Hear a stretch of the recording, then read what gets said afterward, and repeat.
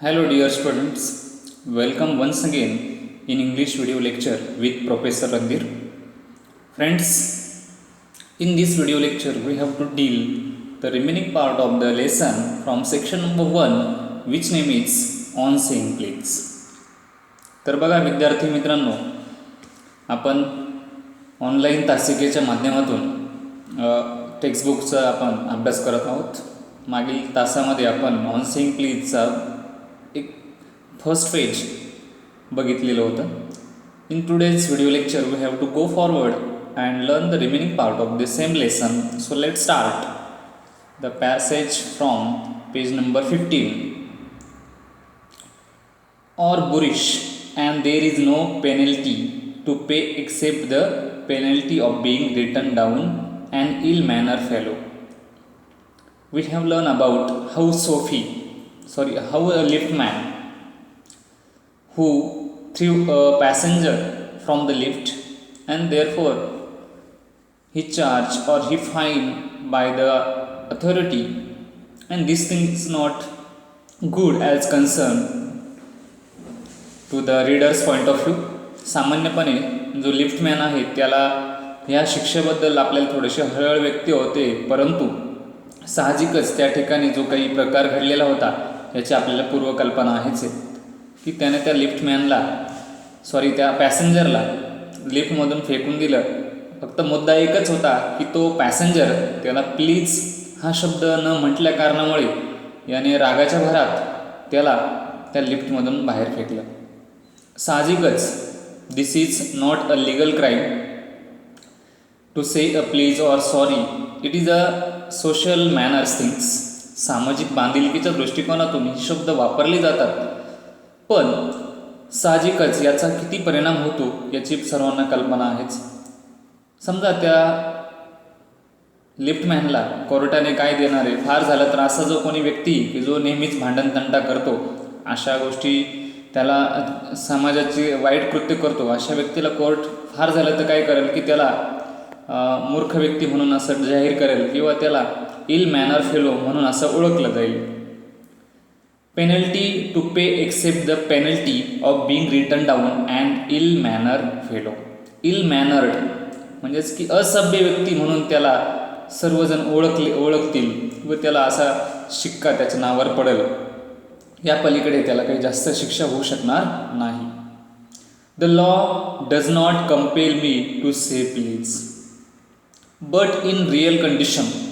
वास्तविकतेमध्ये जर बघितलं आपण तर कायद्यामध्ये प्लीज हा शब्द म्हणण्याचं काही बंधन नाही. कायद्यानुसार आपला जो कायदा आहे, our constitution has given a lot of rights and fundamental rights for the human being. In that there is no compulsion to say please. त्या कायद्यांमध्ये असं काही म्हटलेलं नाही की तुम्ही कंपल्सरी किंवा सक्तीने प्लीज हा शब्द वापरला पाहिजे, असा काही कायदा नसल्या कारणामुळे किंवा नाहीच आहे. The law does not compel me. Compel means compulsion, सक्ती करणे. Me to say please or to attune my voice to other people's sensibilities, and any more than it says that I shall not wax my mustaches or dye my hair or wear ringlets down my back. कायदा मला साहजिकचपणे please हा शब्द म्हणण्यासाठी बंधन घालत नाही. त्याच रीतीने आपण एखादा व्यक्ती समोर आला तर त्याला मोठ्या आवाजाने त्याच्यावर ओरडणे हे सुद्धा कायद्यामध्ये बसत नाही, किंवा ओरडल्याबद्दल त्याने कंप्लेंट दिली आपल्या विरुद्ध तरीही लिगली आपल्याला काही पनिशमेंट होऊ शकत नाही, कारण की त्या प्रकारचा कायदा अस्तित्वात नाही. Or to attune my voice to others people sensibilities. एखाद्याला आपण ओरडणे या संबंधी सुद्धा त्याने तक्रार दिली तरी पण त्या तक्रारीविरुद्ध कायदा काही अवेलेबल नाही. It says that I shall not wax my moustache or dye my hair or wear ringlets down my back. ज्या रीतीने आपण आपल्या फॅशन ट्रेंडनुसार दाढी ठेवणे किंवा न ठेवणे ही आपली स्वतःची जबाबदारी किंवा आपलं वैयक्तिक पर्सनल लाईफ आहे, त्यामध्ये आपल्याला कोणीही फोर्स करू शकत नाही किंवा कंपल्शन करू शकत नाही की तुम्ही दाढी ठेवलीच पाहिजे. वॅक्स मस्टॅचेस म्हणजे मिशाच ठेवल्या पाहिजे असं काही नाही. तर हे आपण एटिकेट्स मॅनर्स जो आहे सोशल मॅनर्स तो फॉलो करतोय, तसं काही कायद्यामध्ये लिहिलेलं नाही आहे. आणि त्याचबरोबर की आपल्या पायामध्ये किंवा आपल्या कमरेवरती आपण काही रिंगलेट्स वगैरे रिंगलेट्स किंवा अंगठ्या वगैरे काय असतील तर त्या काही घालण्याच्या काही बंधन आपल्याला कायद्यानं घातलेलं नाही. It does not recognise the laceration. या ठिकाणी आपल्याला कोणत्याही मनावर आघात होतो न होतो याबद्दल काही कल्पना, जरी आपल्या फिलिंग्स दुखावल्या जातात पण कायद्याचा आधार त्याला नाही आहे. It does not recognise the laceration of our feelings. यासारख्या प्रसंगातून आपल्या भावभावनांना ठेच पोहोचली असं काही जास्तपणे स्पष्ट होत नाही आहे as a case for compensation, किंवा ही काही नुकसान भरपाईची केस नाही हे आपल्या लक्षात येतं. कम्पेन्सेशन इट मीन्स नुकसान भरपाई. A word is very common nowadays or it's early also. याच्या आधी हा सुद्धा खूप मोठ्या प्रमाणामध्ये वापरला जाणारा शब्द आहे कम्पेन्सेशन, नुकसान भरपाई. ज्याप्रमाणे आता रिसेंटली फ्लड विक्टम्स जे आहेत, जे पूर आला आहे त्या पुरामध्ये बरेचसे लोक बळी पडलेले आहेत, काहींचं घरदार उद्ध्वस्त झालेले आहेत. अशा लोकांना सरकारने नुकसान भरपाई दिलेली आहे. That's called compensation. There is no allowance for moral and intellectual damages in these matters. पण अशासारख्या प्रसंगांना ज्याप्रमाणे इथे वर्णन केलेलं आहे की दाढी न करणे किंवा पायामध्ये जोडवे वगैरे न घालणे यासारख्या बाबतीमध्ये, किंवा केस डाय न करणे किंवा करणे किंवा न करणे यासारख्या केसेसमध्ये आपल्याला गव्हर्नमेंट काही फोर्स करू शकणार नाही. तसा कायदाच नसल्या कारणामुळे ते आपल्यावरती बंधन लादू शकत नाही. जर आपण त्यांच्या विरुद्ध जर काही कंप्लेंट वगैरे केली तरी नुकसान भरपाई आपल्याला मिळू शकत नाही. There is no allowance for moral and intellectual damages in these matters. यासारख्या मॅटरमध्ये इंटेलेक्च्युअल डॅमेज आणि मॉरल डॅमेजसाठी कोणतीही तरतूद कायद्यानुसार नसल्या कारणामुळे या सर्व गोष्टी इथं व्यर्थ ठरत असतात. Anyway, see the next paragraph. This does not mean that the damages are negligible. बघा, याचा अर्थ असा नाही की सर्वच आपल्याला भावभावना फिलिंग्स या सर्व आपण नाकारू म्हणजे सर्व भावभावनांना आवर घालणे व त्या भावभावनांना किती ठेच पोहोचली तरी पण सहन करणे असं होत नाही. This does not mean that the damages are negligible. समजा एखाद्याने आपल्यावरती आरोप केला आणि त्या आरोपाबद्दल आपण सहन केलं तर हे काही सहन करण्याजोगी गोष्ट नाही. Therefore the word here negligible. Negligible म्हणजेच काय, दुर्लक्ष करणे, neglect. It is probable that the lift man was much more acutely hurt by what he regarded as a slur upon his social standing. साहजिकच जो liftman आहे तो त्याच्या जागेवरती कार्यरत आहे आणि त्याची जी एक सोशल इमेज आहे ती इमेज डेव्हलप करतोय तो, आणि त्या इमेजला कुठेतरी स्पॉईल होताना तो बघू शकत नाही, किंवा त्याला लोकांकडून रिस्पेक्ट मिळावी ही पण त्याच्या मनामध्ये इच्छा आहे. वास्तविक प्रत्येक व्यक्ती आपल्याला समाजामध्ये आपल्याला मान सन्मान मिळावा यासाठी धडपड करत असतो, आणि साहजिकच लिफ्टमॅनची सुद्धा तीच मनोवृत्ती या ठिकाणाहून दिसून येते. It is probable that the liftman was much more acutely hurt. या प्रसंगातून तो फार दुखवलेला होता, त्याच्या मनाला ठेच पोहोचलेली होती किंवा मनावर आघात झालेला होता. He hurt by what he regarded. ज्या गोष्टीची त्याला अपेक्षा होती ती न होता वेगळीच गोष्ट घडल्या कारणामुळे त्याचं मन दुखवले गेलं. As a slur upon his social standing than he would have been if he had a kick on his shin. एक सामाजिक त्याची इमेज या ठिकाणी कुठेतरी मलिन झाली, आणि परिणामी तो असं म्हणतो की जर त्या पॅसेंजरने प्लीज माझा अपमान न करता किंवा असं न करता तो जर माझ्या पायावरती जरी लात मारली असती, किक ऑन द शिन, आपला जो पाय आहे पायाचा जो पुढचा भाग आहे front part of our leg that's called shin, त्या शिनवर जरी त्याने किक मारली असती तरी पण मी ते सर्व सहन केलं असतं. For which he could have got a legal redress. Legal redress it's means की त्याला एक वास्तविकतेमध्ये त्याने माझ्या मनाला आघात केला, मनावर जखम झाली, पण शारीरिक जखम जरी केली असती पण त्याचं मला काही वाटलं नसतं, पण मनात झालेली जखम ही लवकर सहजासहजी भरत नाही असं त्याला म्हणायचं आहे. माराचे घाव दिसतात पण बोलण्याचे घाव दिसत नाही असंही आपण म्हणू शकतो. आणि मनावरती एक काही घाव झाला तर त्या गोष्टी आयुष्यभर मनुष्य लक्षात ठेवत असतो. Which he could have got a legal redress. The pain of a kick on the shin soon pass away. जर त्याने माझ्या पायावरती लाथ मारली असती तर त्यामुळे जे होणारी इजा किंवा जे सूज असती ती सहजपणे निघून गेली असती, किंवा ज्या वेदना आहेत त्या मला फार थोड्या वेळ झाल्या असत्या. परंतु the pain of a kick on the shin soon passes away, but the pain of a wound to our self respect. जिथं आपले सेल्फ रिस्पेक्ट जिथं मलिन होते किंवा सेल्फ रिस्पेक्टला आघात होतो अशा प्रसंगी ज्या गोष्टी आपल्याला कायमच सतावत असतात. On our vanity may poison. Vanity म्हणजेच की आपली प्रतिष्ठा जर ती कोणी दुखवत असेल तर त्याचा परिणाम आपल्या मनामध्ये दिवसभर होत असतो, आणि ह्या दिवसभर या विचाराने आपण बेचैन होऊन जातो, अस्वस्थ होतो. We feel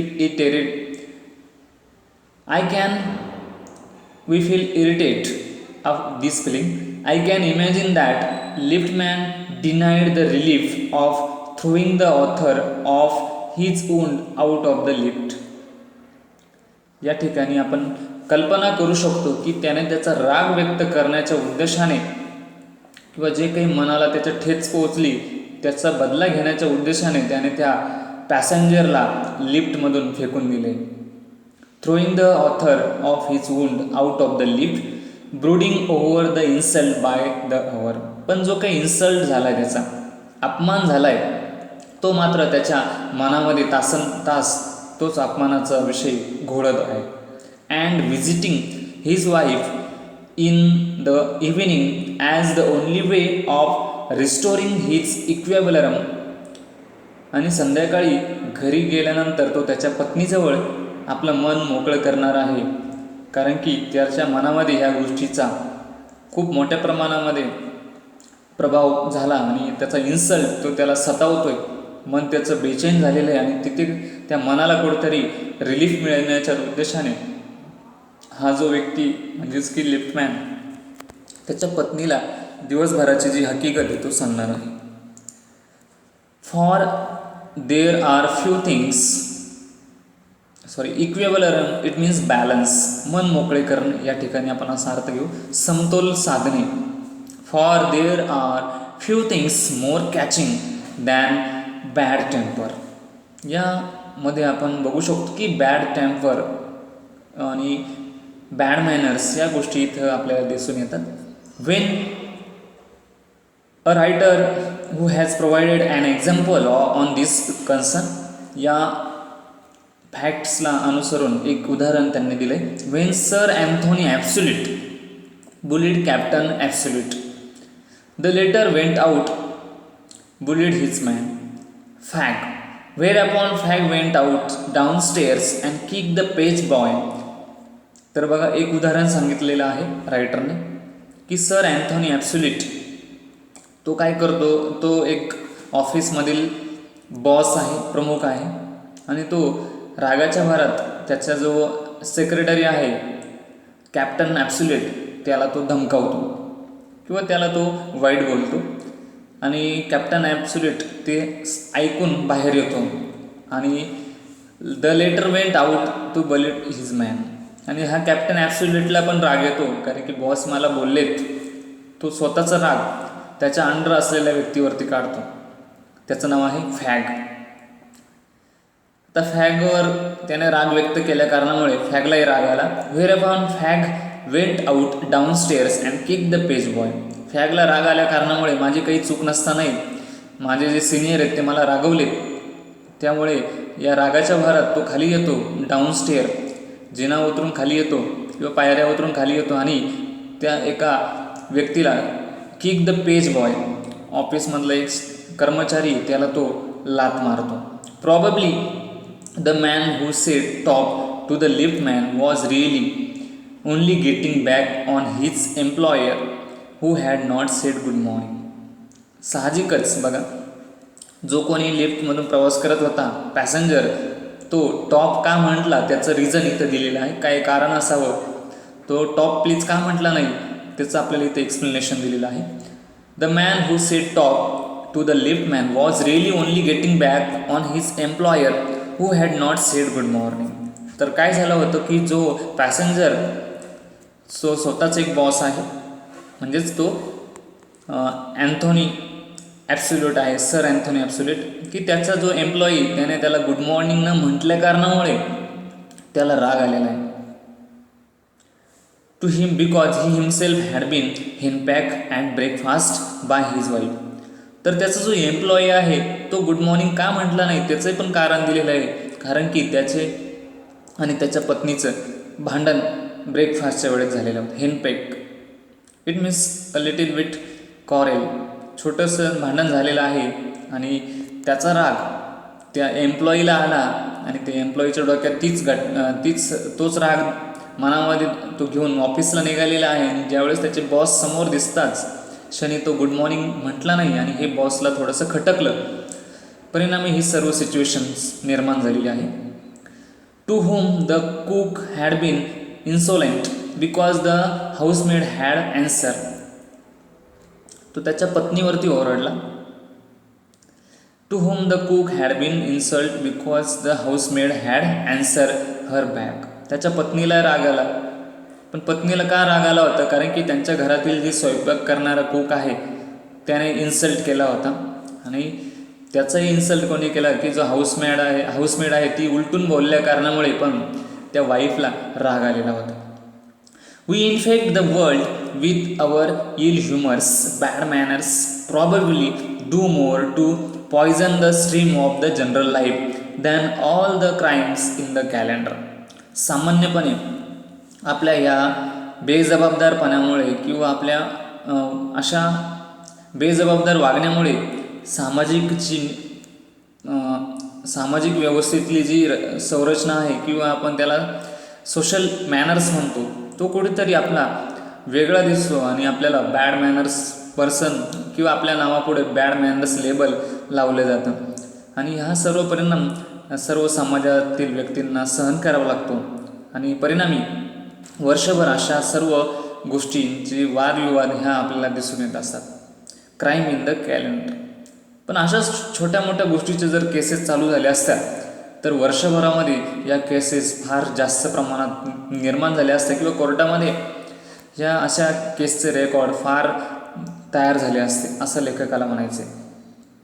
for one wife who gets the black eye for another's good husband, nature husband. बघा अजून एक उदाहरण दिलं आहे की एखादी स्त्री किती चांगली आहे पण तिचा पती husband who often quarrel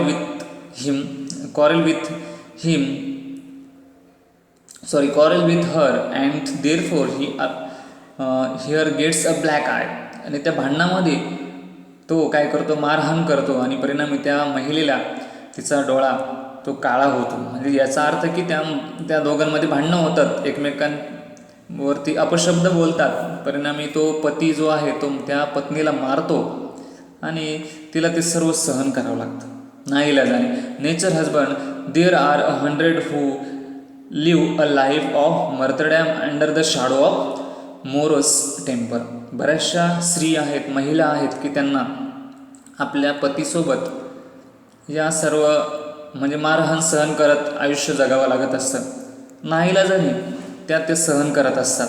but all the same the law can not become the guardian of our private manners. पण कायदा या सर्व प्रायव्हेट गोष्टीसाठी सध्या तरी हे कायदे अस्तित्वात आहेत, परंतु ज्यावेळेस रायटर ह्या जो काही सर्व लेसन लिहिलेलं आहे त्यावेळेस या कायद्याचा उदय झालेला नव्हता किंवा हे कायदे अस्तित्वात नव्हते असं आपण सांगू शकतो.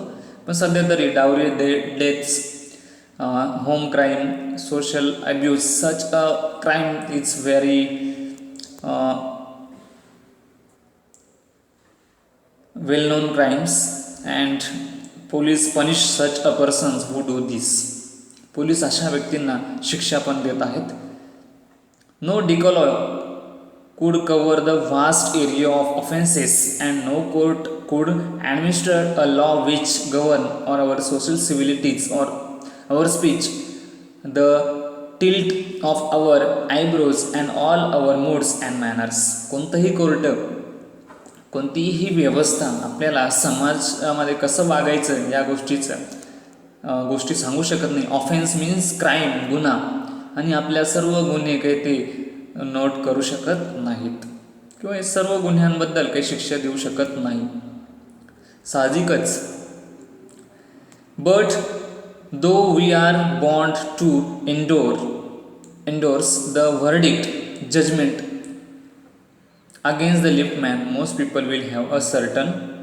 तर बघा, या ठिकाणी जो न्यायनिवाडा झालेला आहे आणि त्याच्या न्यायनिवाड्यानुसार जो लिफ्टमॅन आहे त्याला शिक्षा झालेली आहे. काय आहे पुढचा जो भाग तो आपण पुढच्या व्हिडिओ लेक्चरमध्ये अभ्यासणार आहोत. तर आपण काय करायचं आहे, इंग्लिश विषयाचा जो सबस्क्राईब करायचं आहे चॅनल, आणि जेणेकरून तुम्हाला वेळोवेळी याचे अपडेट्स मिळणार आहेत. आणि जे मुलं अजूनही घरी आहेत किंवा ॲडमिशन घेतलेलं नाही त्यांनी लवकरात लवकर ॲडमिशन घ्यायचं आहे आणि घरी अभ्यास आपला चालूच ठेवायचा आहे. Thank you once again.